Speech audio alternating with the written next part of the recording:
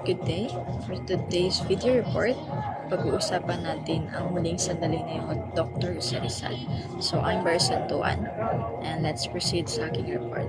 So, nang malaman ni Dr. Rizal na malapit na ang kanyang rendezvous with Destiny, nagpaalam siya kina Father March at Bilaclara, pati na rin sa kanyang defender na si Luis Tabiel de Andrade.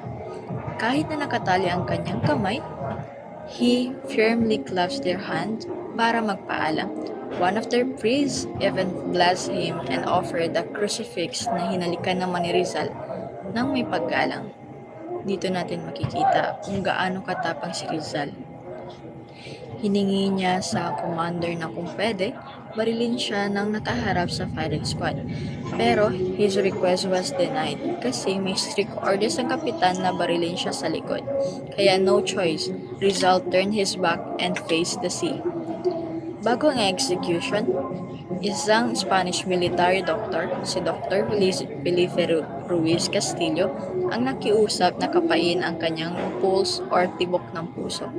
Rizal graciously allowed him at nagulat talaga ang doktor kasi completely normal ang tibok ng puso ni Rizal.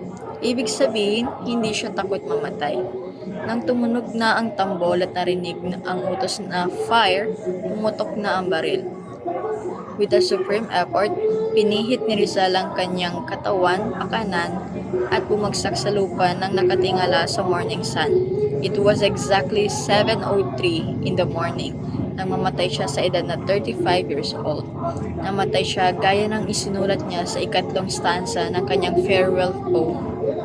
I die just when I see the dawn break, through the gloom of night to herald the day.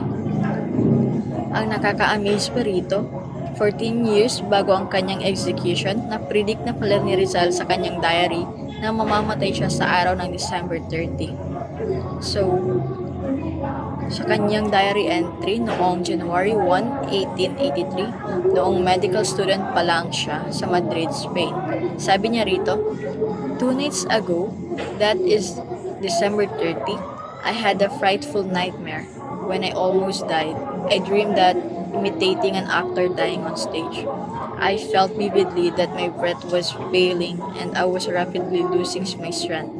Then my vision became dim and dense darkness enveloped me. They are the fangs of death.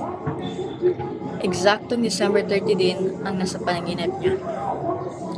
So let's proceed sa aftermath of a hero, martyr's death.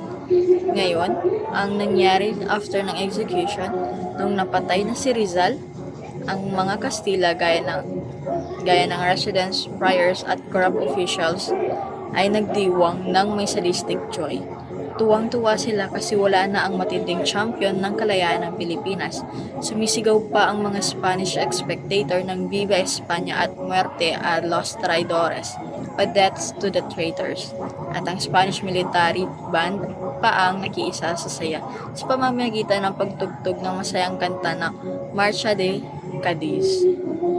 Pero ang hindi alam ng mga Spaniards na walang vision ang kanilang pagbitay kay Rizal. Dahil ito ang naging daan sa mga Pilipino bilang maging independent nation. Totoo na sinira ng mga bala ang utak ni Rizal, pero ang libertarian ideas naman na galing sa utak niya ang sumira sa Spanish rule sa Pilipinas. Gaya nga ng isinulat ng sikat na Makata na Cecilio Apostol, because if a bullet destroyed your cranium, likewise your idea destroyed an empire.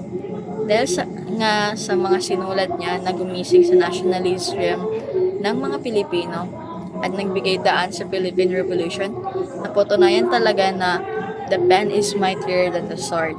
He was a many splendid genius, a writer, scientist, and political martyr. Kaya naman, deserve niyang matawag ng pambansang bayani ng Pilipinas.